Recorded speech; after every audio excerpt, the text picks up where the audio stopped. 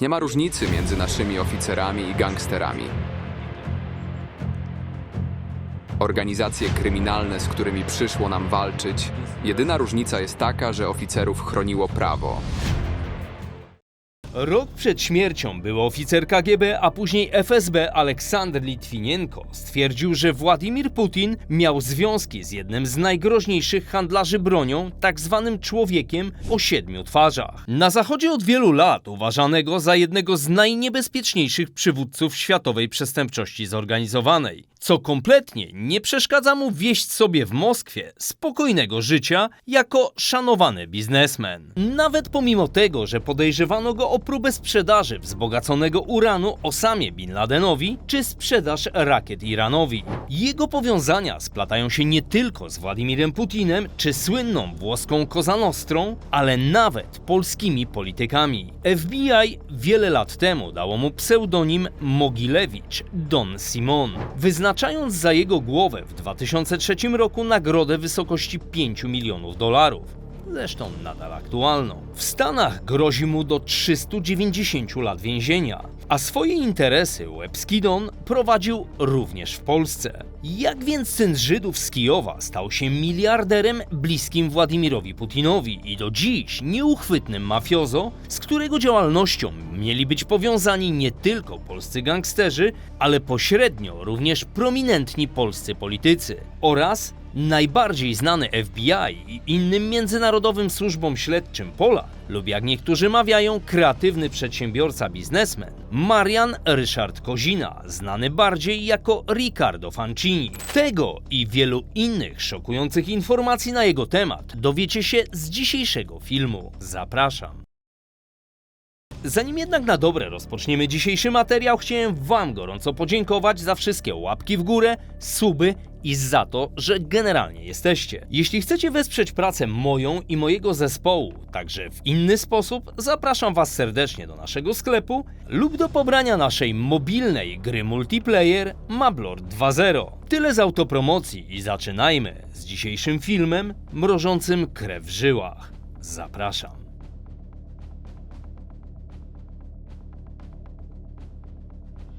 Brytyjski dziennik The Telegraph dotarł do taśm nagranych przez byłego agenta KGB Litwinienkę w listopadzie 2005 roku. W nagraniu stwierdził on, że prezydent Rosji Władimir Putin miał naprawdę dobre stosunki z Siemionem Mogilewiczem, przestępcą, który był i jest na liście 100 najbardziej poszukiwanych przez FBI ludzi na świecie. Żyjąc sobie spokojnie w Moskwie, Litwinienko na łożu śmierci oświadczył, że polecenie zabicia go wydał sam prezydent Władimir Putin, a Kreml do dziś konsekwentnie zaprzecza takim oskarżeniom. Kiedy zlecano mi zabijanie ludzi, odmawiałem. Cóż mogę więcej powiedzieć? Ludzie, którzy to zrobili, nie są święci. A pan Litwinienko niestety nie był łazarzem. To bardzo przykre, że tak tragiczny wypadek i śmierć człowieka jest wykorzystywana do celów politycznych. Tuż po tym, jak Putin objął władzę w Rosji, majątek Mogilewicza szacowany był na $1 miliard, ale w styczniu 2008 roku gruchnęła wiadomość, iż w Moskwie aresztowano jednego z bossów rosyjskiej mafii, niejakiego Siergieja Schneidera, choć pojawiały się także informacje, iż wtedy posługiwał się nazwiskiem Schwarz. Oskarżony, znany bardziej jako Siemon Mogilewicz, był wciąż i jest postacią uosabiającą historię przestępczych machinacji, ściśle powiązanych z rosyjskimi elitami władzy i biznesu, których działalność rozprzestrzeniała się nie tylko w Polsce i Europie, ale śmiało można powiedzieć na całym świecie. Mogilewicz to z całą pewnością symbol kryminalno-politycznej siatki, jaka pociągała za sznurki w Europie Wschodniej i Środkowej po upadku Związku Sowieckiego i komunizmu. Ścigany przez Interpol i FBI łebski Don prowadził interesy niemal na wszystkich kontynentach. Odkryliśmy wiele dowodów na temat operacji, z wyjątkiem jednego problemu. Nie produkują magnesów. Ponadto rozpoczęliśmy poszukiwania obiektu na Pennsylvania Mobile Ave, który przetransferował $300 milionów, oszukując ludzi na setki milionów. W końcu potentat mógł popełnić bardzo poważny błąd w sprawie magnesów IBM, co przyciągnęło uwagę FBI. Dość szybko rozpoczął on współpracę z innymi rosyjskimi gangsterami, w tym Wiaczysławem Iwankowem, pseudonim Japończyk, zlikwidowanym przez snajpera w 2009 roku i okrzykniętym legendą rosyjskich gangsterów, który w czasach sowieckich najpierw należał do bandy Mongoła, a później związany był ze słynną mafią sołncewską, którą FBI w połowie lat 90.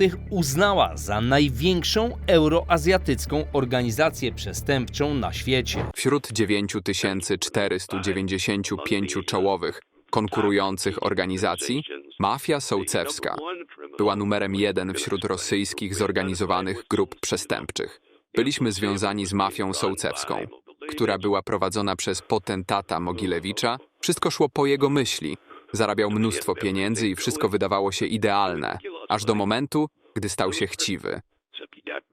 Ale co równie zaskakujące, jak wynika z raportów służb specjalnych, powiązania te wiodą także do Polaka pochodzącego z Katowic, Mariana Ryszarda Koziny, wel Riccardo Fanciniego, którego działalność i powiązania z grupami przestępczymi z Rosji, Stanów Zjednoczonych, Włoch, Francji i Polski umieszczono w latach 90. na równi z samym Siemionem Mogilewiczem. Ten ostatni był uważany za jednego z najgroźniejszych rosyjskich gangsterów. I co równie zaskakujące o Mogilewiczu, Rysiek zwykł mawiać: to mój przyjaciel. Czego dowodem miało być m.in. zaproszenie Polaka na obchodzone w 1996 roku 50. urodziny. Dzięki takim znajomościom Rysiek Kozina czuł się w Rosji jak ryba w wodzie. Tym bardziej, że z pewnych przyczyn parasol ochronny roztoczyła nad nim również Tatiana Djaczenko, córka Jelcyna, a także ówczesna szara eminencja Kremla Paweł Borodin. Jeśli zainteresowała Was sylwetka Ryszarda Koziny, znanego także jako Ricardo Rotman, to polecam mój materiał szerzej omawiający jego postać, bo czego jak czego, ale głowy do interesów to Ryśkowi z pewnością nie brakowało. Skupmy się jednak na samym Mogilewiczu, bo dość szybko i najczęściej sprzecznie z prawem potrafił on pomnażać swój majątek, a żeby utrudnić działania organom ścigania, równie sprawnie udało mu się uzyskać obywatelstwa Ukrainy, Rosji, Węgier, Izraela. Choć pojawiają się także informacje, że dzięki zawarciu fikcyjnego małżeństwa z Polką rezydował przez chwilę w Gdańsku i uzyskał paszport również naszego kraju. Siemion Mogilewicz opuścił Ukrainę na początku lat 90., w okresie kiedy Związek Radziecki zaczął się rozpadać, a jego działalność przestępcza nabierała międzynarodowego zasięgu. Wykorzystywał chaos i przemiany polityczne do rozszerzania swojej działalności na inne kraje, zwłaszcza w Europie Wschodniej i Zachodniej. Oczywiście wcześniej dokonywane oszustwa Mogilewicza, polegające na przejmowaniu majątków ukraińskich Żydów, którzy emigrowali z Ukrainy do Izraela, stały się dla niego źródłem pokaźnych dochodów, ponieważ pomimo składanych obietnic, że pieniądze ze sprzedaży nieruchomości trafią do prawowitych właścicieli, w rzeczywistości zasilały one jedynie konta pokrętnego biznesmena i jego najbliższych współpracowników. Aby majątki ukraińskich Żydów trafiały w jego ręce, wykorzystywał różnorodne metody, włącznie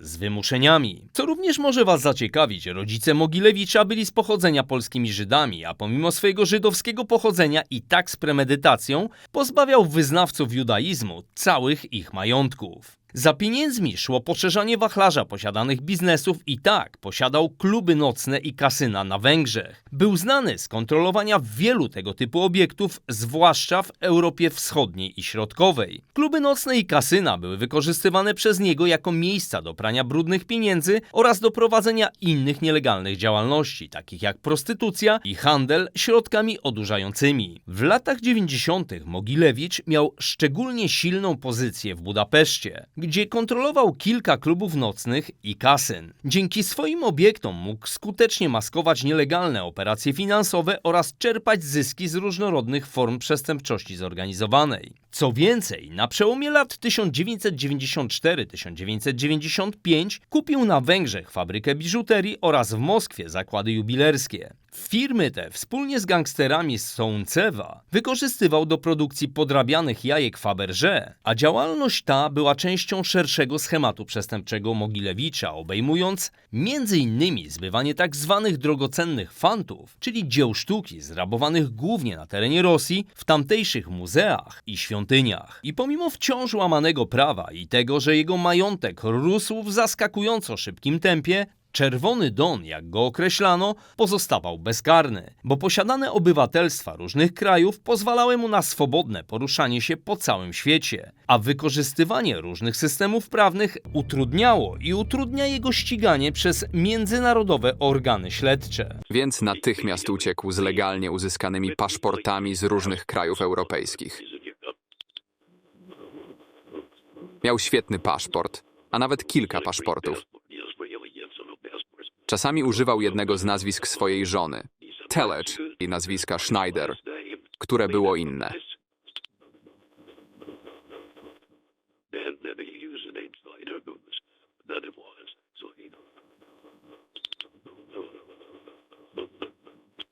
Ale, jak zapewne się domyślacie, w Rosji wszystko jest możliwe, więc 24 stycznia 2008 roku gruchnęła niespodziewana wiadomość, że Mogilewicz alias Schneider lub Schwarz został aresztowany z powodu oskarżenia o zorganizowanie systemu świadomego unikania podatków przez firmę Arbat Prestige, handlującą kosmetykami. Zatrzymanie go jest trudne, ponieważ jest grubą rybą w świecie przestępczym. Semjon Mogilewicz, znany również jako Schneider, organy ścigania mają do niego wiele pytań. Od ponad 15 lat jest poszukiwany przez służby wywiadowcze kilku krajów. Jest oskarżony o uchylanie się od płacenia podatków na kwotę 50 milionów rubli.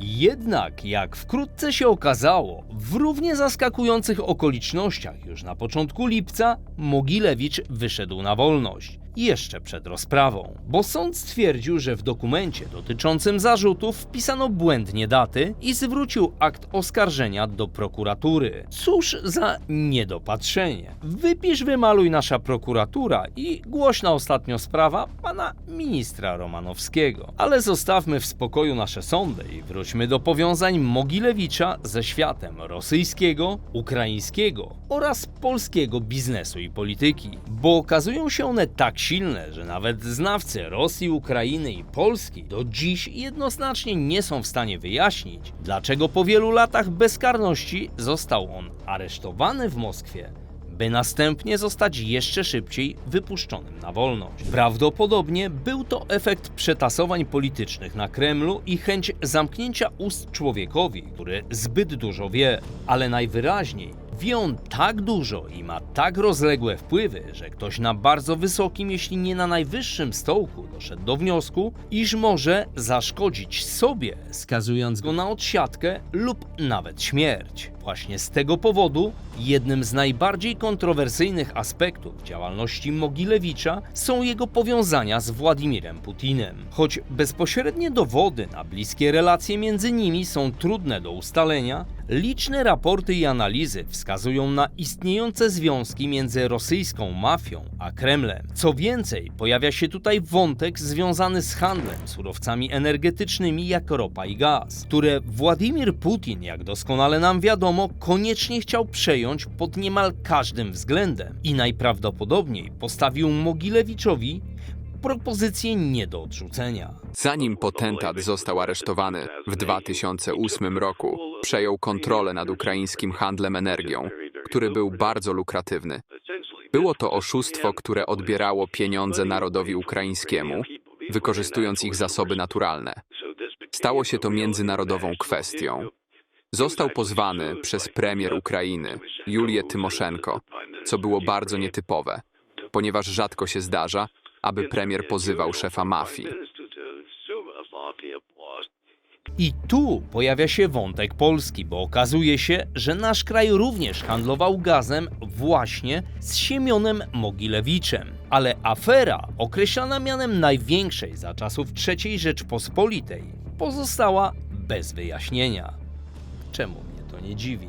Kolejnym rodzynkiem jest fakt, iż należąca niegdyś do Aleksandra Guzowatego kamienica przy Alei Szucha 9 została jakiś czas temu zakupiona przez grupę DF Dymytra Firtasza, jednego z najbogatszych ukraińskich oligarchów nazywanego gazowym carem, który chciał rozwijać wówczas swoje interesy nad Wisłą. Człowiek ten znany ze wspólnych interesów z Gazpromem założył w pewnym czasie w Szwajcarii spółkę Ros-Ukrenergo, zajmującą się tranzytem gazu do Ukrainy i Unii Europejskiej. 2 lata później ta firma podpisała umowę na dostawy błękitnego paliwa ze spółką Polskie Górnictwo Naftowe i Gazownictwo. W 2010 roku portal Wikileaks ujawnił korespondencję pracujących w Rosji amerykańskich dyplomatów z ówczesnym szefem FBI, a z opublikowanych treści wynikało, że jeden z bossów rosyjskiej mafii, Siergiej Schneider, czyli de facto Mogilewicz, został oddelegowany lub zawarł układ z rosyjskimi służbami, by Gazprom kontrolował obrót gazem, którym zajmowała się dotychczas spółka Ros-Ukrenergo.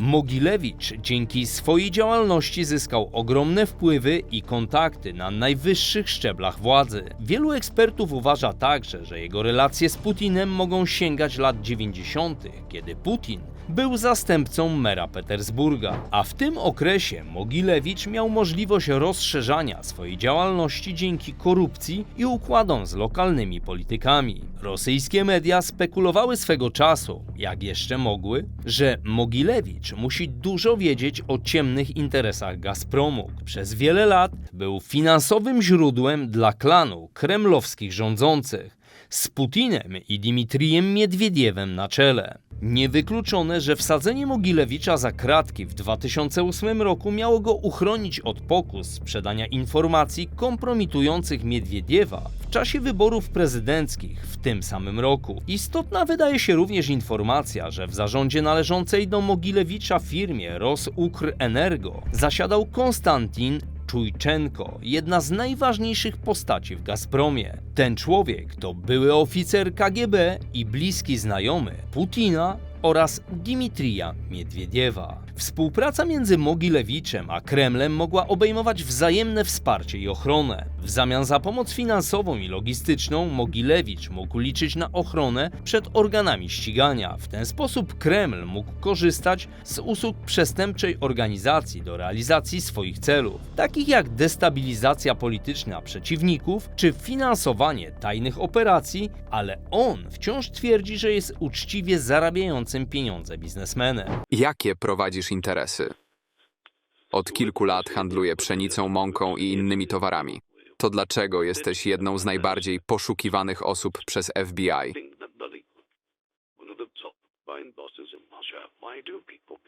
Widzisz, ja naprawdę palę dużo papierosów, a teraz to zabronione. Pewnie dlatego. Jak twierdzą niektórzy Rosjanie, Mogilewicz jest tym mafijnym bossem odpowiedzialnym za finansowe przekręty podatkowe oraz osobą nadzorującą kluczowe procesy zachodzące we wszystkich czołowych rosyjskich organizacjach przestępczych, zarówno w kraju, jak i poza granicami Rosji. To on ponoć jest takim ojcem chrzestnym ojców chrzestnych. Zlikwidował całe frakcje i ich czołowych przywódców. Gdy pojawili się nowi liderzy, również ich zlikwidował. Powtarzał ten proces, aż całkowicie zniszczył wszystkie frakcje. Jego specjalnością są miliardowe oszustwa i malwersacje finansowe. W latach 90. w samym Bank of New York wyprał co najmniej 22 miliardy dolarów. To jest udowodnione, ale dopóki mieszka w Rosji, to Amerykanie nie są w stanie zrobić mu czegokolwiek. Doskonale zdawał sobie sprawę, że Stany Zjednoczone i Rosja nie mają umowy o ekstradycji.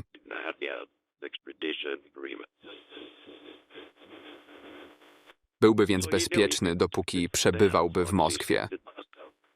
Zatem zorganizowana przestępczość w Rosji po roku 2000 i oficjalnym przejęciu władzy przez WOWę nie jest już tak widoczna jak w latach 90., ale wciąż jest dochodowym sektorem w rosyjskim biznesie. Objęcie przez byłego pułkownika KGB Władimira Putina fotela prezydenta w 2000 roku przyniosło pewne zmiany. Od kiedy tylko zaczął sprawować władzę, obiecał, że zrobi wszystko, by wyleczyć kraj i zaprowadzić porządek. I rzeczywiście stopień przestępczości mafijnej rodem z lat 80. lub 90. uległ znacznej degradacji, ale tylko pozornie, bo według znawców tematu można jasno stwierdzić, że przestępczość zorganizowana jest w zasadzie nierozłączna z kremlowską wierchuszką, a sam Władimir Putin stał się niczym mafijny boss, stojący nad wszystkimi, włącznie z samym Mogilewiczem. Interesy Putina i Kremla są sprzeczne z narodowymi interesami Rosji. Крестный отец, типичный руководитель. Putin działa jak ojciec chrzestny mafii, stawiając swoje prywatne interesy ponad dobro kraju. Именно этого криминального сообщества, а вовсе не страны в целом. И Zachodni przywódcy muszą to zrozumieć, próbując się z nim когда komunikować. пытаются коммуницировать с ним, иначе они будут совершать ошибки. W przeciwnym razie popełnią błędy. Абсолютно. I zdecydowanie nie da się zaprzeczyć, że bywa tak, iż jedna strona staje się przydatna dla drugiej, chociażby w przypadku nałożonych na Rosję sankcji. Obowiązująca w Rosji sytuacja została dobrze zobrazowana w artykule Financial Times, który powołując się na swojego eksperta podkreślił, że współcześnie mafia została zasadniczo przejęta przez państwo. Niektórzy z byłych przywódców gangów są dzisiaj martwi lub wciąż odsiadują wyroki za popełnione przestępstwa. Są i tacy, którzy nadal pozostali gangsterami, ale w zamian za okazjonalne przysługi są chronieni przez państwo. Hiszpański sędzia i zarazem ekspert od rosyjskiej mafii na łamach Financial Times przekonuje, że Rosja to stan mafijny, gdzie nie można odróżnić działań grup przestępczości zorganizowanej od działań rządu. Dziś większość członków słynnej jeszcze za czasów ZSRR gangsterskiej mafii stało się biznesmenami lub przeszli do FSB, będącej następczynią KGB. Dawni gangsterzy dziś są właścicielami uczciwych przedsiębiorstw, jeżdżą opancerzonymi Maybachami, spędzają czas z sędziami czy politykami i mają własną ochronę. Nikt nie walczy też z rosyjską mafią o nazwie brać Sącewska. Ci, którzy próbowali, wiedzą już, że mają związane ręce. Lub ten, kto próbował, dawno wącha kwiatki od spodu. Grupa stoi ponad prawem, chronią ich mundurowi, przekupni funkcjonariusze, służby specjalne i skorumpowani urzędnicy na państwowych stołkach. Wszyscy przymykają oko na działania gangsterów, by nie narobić sobie niepotrzebnych problemów.